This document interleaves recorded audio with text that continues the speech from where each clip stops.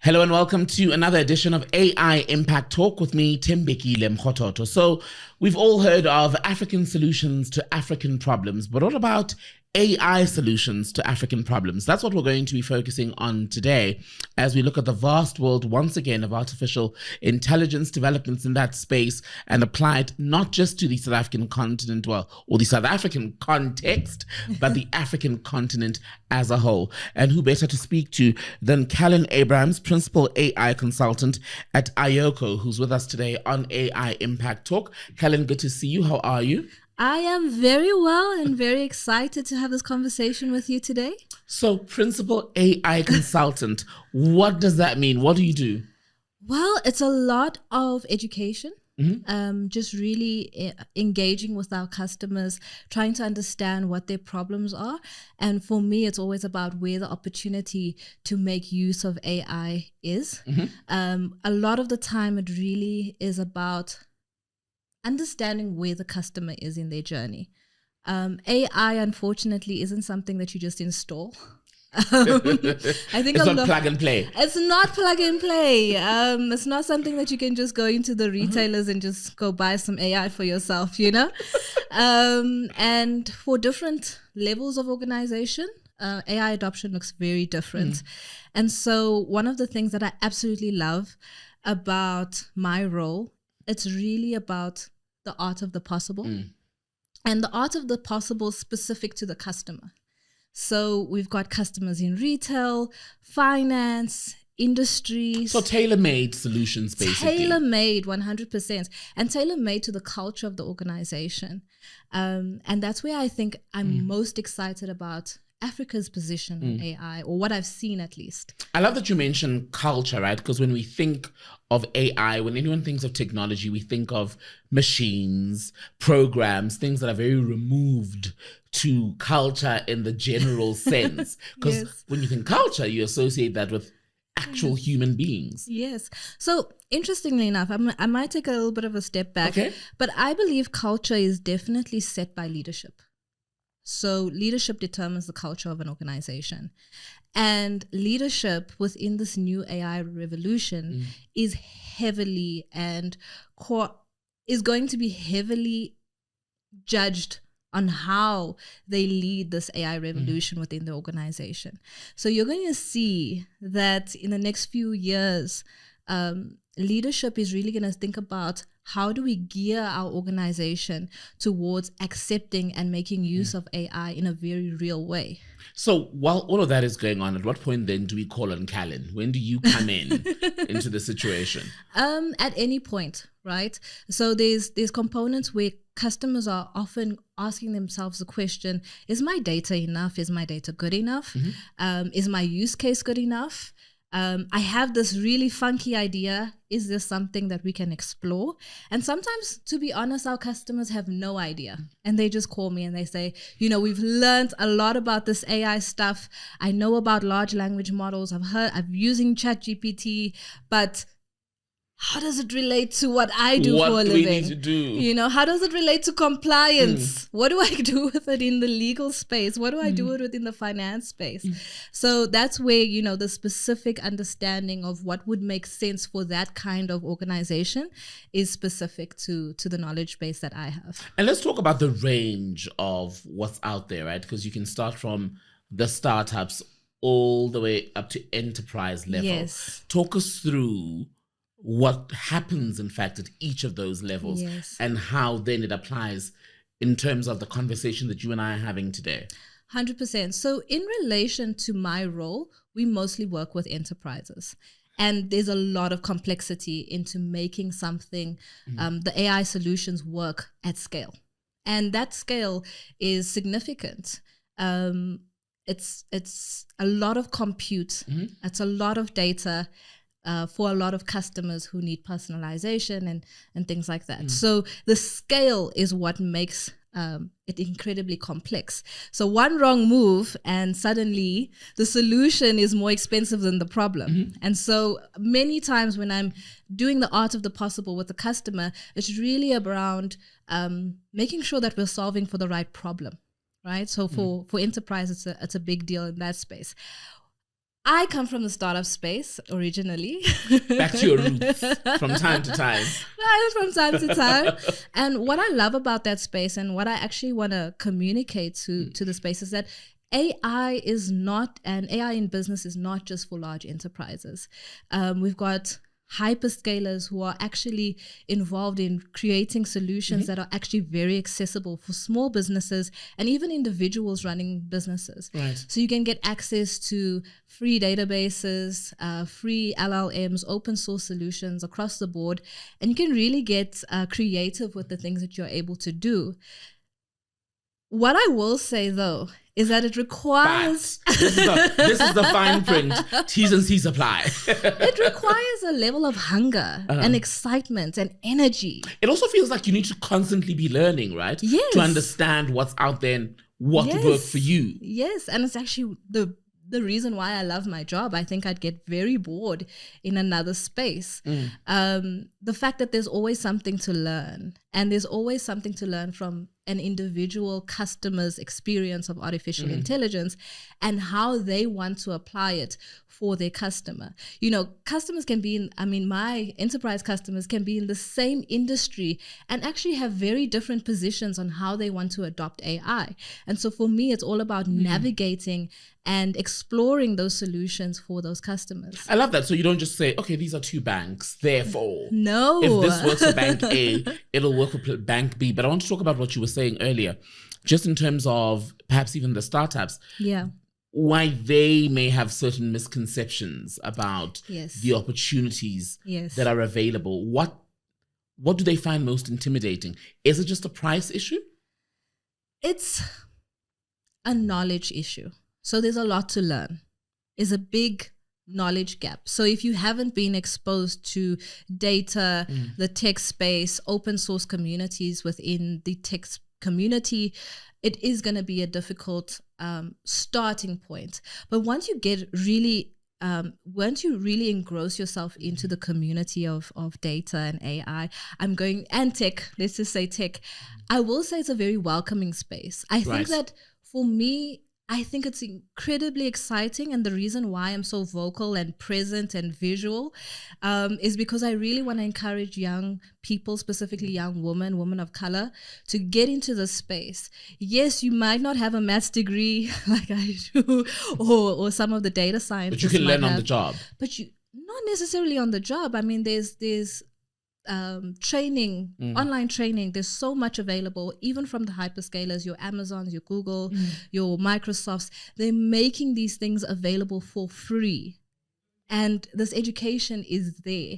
And a lot of the people who are hiring, especially in the startup space or mid-tier level, they're looking for people who really understand the technology and have practical experience with the technology.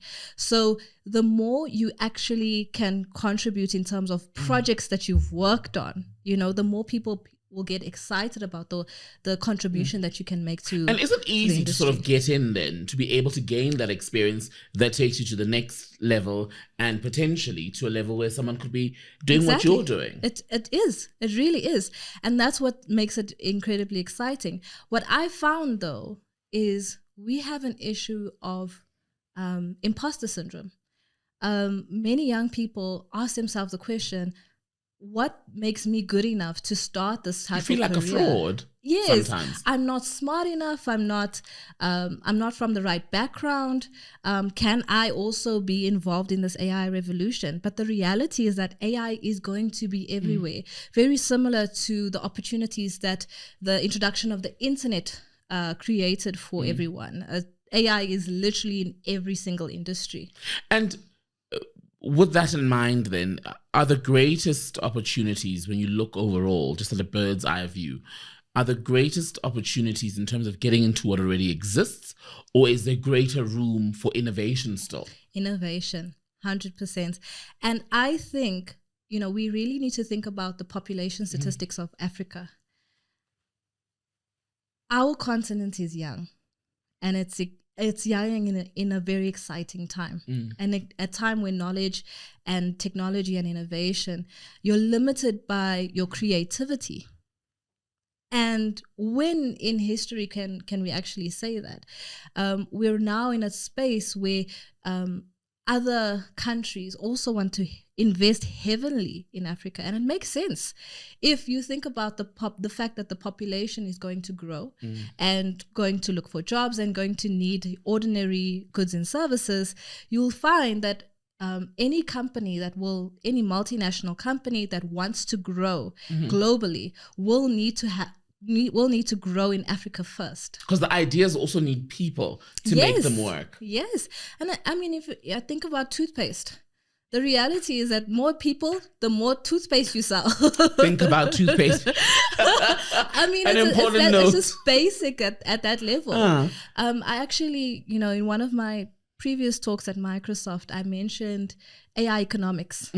AI is specifically interesting from a global economic perspective because it shifts both the demand and the supply curve. On the supply side, you're able to do more, right? Like the organizations that I'm talking about and work with on a daily basis, it's all about how do we do more with less. And actually provide more into the market. Right. On the demand side, what you also find is that through personalization and understanding your customers, you can also shift demand and actually make people want to buy your products more. So you sort of draw them in. 100%. I want to go back to something that you mentioned. You mentioned, I think, twice earlier. The art of the possible. The art of the possible. What do you mean by that, and how does it work? So the art of the possible, I think, is a phrase that we use quite often at IOCO because we're very much on the cutting edge in all respects, not even just AI. I have to say that's one of the things that I love about working at IOCO. But really that has to do with recognizing that there's something that might seem impossible. And to make it possible, we need to elicit some kind of art. So it needs to there's an expression of what could the future hold. And for that, you need to have imagination. You need to have creativity. Think ahead. Which is juxtaposed to what we know of technology, which seems to be a very rigid space. But there's actually that beauty in innovation in what could be. What if we had a solution? Needs, can I say, you look at the needs that we have now and how the technology could solve them, let's say in a year, 2, 3, maybe a decade? 100%. And what you're saying is so relevant because that is exactly the starting point. What is the problem? Where would you what kind of experience would you like for your customer? How would you like things to be different? That's where we start, and we kind of reverse engineer and see where AI's role is in solving for that. See, I'm ready to be employed. Eh? If there's a job available, look at me, already thinking logically. But when we also think about AI, we think of the grand concepts or what would apply to, let's say, a multinational, an enterprise. Yes. How do we then take those perhaps grand scale ideas, innovation, and flip it to solve perhaps some of the more everyday small scale problems? Well, Mark Zuckerberg really recently said that there will be more AI agents than people in the world in the coming years. What that means, so AI agents is a specific type of technology that deploys robotic process automation, neural network, AI analytics, as well as large language models for the conversational component. Long story short, it's all about enabling a component of automation that we're used to with a brain. So automation with a brain, and then the LLM component, ChatGPT component, that component provides a conversational component, right? So imagine a small example of an ordinary case where we'd be using this is an AI agent to help you decide what you're going to eat on a daily basis and then order the ingredients and the meals accordingly. So what will that look like? The neural network analytics is going to look at your budget. Right. It's going to look maybe at your... Not sure I want to show my budget. It's going to look at what the doctor's going to say that you should potentially be eating or drinking. It's going to look at potentially your health right now. So maybe if you're run down, maybe you need a certain more vitamins than others. We wear smartwatches now, actually. Exactly. That's why that information. Yes. So it could connect to those kinds of things. It could connect to whether or not you're going to go to the gym according to your routine. It could be connected also to if you're going to be traveling, and then make decisions. Think about it. Those are decisions that we make on an everyday basis. And we still find ourselves overwhelmed with the question, oh, what am I having for dinner? So the likelihood is that we're going to have AI agents and things like that deployed in those very ordinary spaces. I always say AI is going to take over, but we're going to like it. What do we mean? We're going to like it. That's a scary thought, right? So when we say, or when you say AI is going to take over, what do you mean? Has social media not taken over? It has, in a sense, right? Because it determines what we eat, where we like to vacation. Exactly. I mean, this year, everyone was going to Europe all of a sudden. I was like, oh, I didn't know we were doing a European summer. But you see how social media does take over, because the more you see of something, 100%. Didn't we all bake bread during the pandemic based on social media? Yes, exactly. So very similar. We're going to see AI just part of our life. We're hardly going to notice, I believe. Very similar. I think that, it's only been not even a few years since we have ChatGPT, and I don't know that a lot of us can actually remember a time before using it. I don't know if we can really remember a time before Netflix, and remember that is also an machine learning model. It's able to recommend shows based on what you've watched in the past. And we're so normalized to it. We're so normalized to the Siri, to the all the AI solutions that we already have on an everyday basis that just doesn't make the news. So what is it? What is going to become obsolete based on AI innovation? Are there things that are simply going to disappear? I think that businesses are going to be judged by the level of personalization. What that means is, I always say, there's specific retailers that I won't name them today, shame. They know who they are. I've spoken to them directly. But for example, I buy flowers for myself every week from the same shop, from the same retailers. And now it's okay that they don't know my favorite flowers, right? But in the coming years, we're going to have almost an expectation. What do you mean you don't know what my favorite flower is? How dare you not have them laid out? How dare you not have a discount for me? I'm going to go somewhere where they do. And so that's the reality that we're going to be living in. So I think from a consumer's perspective, there'll be more pressure to spend because people are going to really be organizations are really going to be dangling that carrot in front of you. So I think from a consumer point of view, we're really going to be more mindful of the way that we're spending. Are we also going to be more mindful of who offers the best service tailored to our needs? So you sort of, that's going to be the point of connection. Yes. Who understands me best? Yes. It's nothing new. It's just on another level. It's almost on steroids. So before this type of economy, right? So just for that notice, we have an experienced customer-centric type of economy. Before this, we had a product-based, supplier-centric economy. So the supplier would create something interesting or they thought was interesting, and they take it to the market and hope that it would sell, right? And they say, oh, it has all of these wonderful features. Here's what it'll do for you. There we go. Now we have very much an experience-driven economy, which means that we don't necessarily want to own everything, but we want to experience it. So we're more open to the idea of not necessarily owning a home, owning a car, owning assets, for example. We want to potentially experience it. Even cars now have personalized features, right? Exactly. For example, you've got cars where you can set how you want to sit, and it gets, as soon as you get into the car, the seat will adjust. Exactly. Those are little ways, am I right? Where exactly. AI is being incorporated, but we don't even realize that that's what it is. 100%. And that's why AI works so well within this kind of economy, because if you are using data to understand your customer, you can use that data to also understand the strategic movements that you need to make from a business point of view.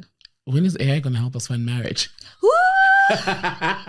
Even me, I need the answer to that one because wow, it's ghetto here. What about? I was recently at a medical technology conference actually, and one of the discussions was about how with the developments in AI, for example, there are machines now, scans, for example, that are able to read and analyze certain data that or images that humans would have taken perhaps longer, Yes. right, to make sense of. And one of the conversations from there was, does that mean, for example, that a doctor, a surgeon, may need to actually get another qualification or a skill set that is tied to AI, but ultimately makes them better at their core function, which is as a doctor in an operating theatre, etc. Yes. And the truth is, this shouldn't be new.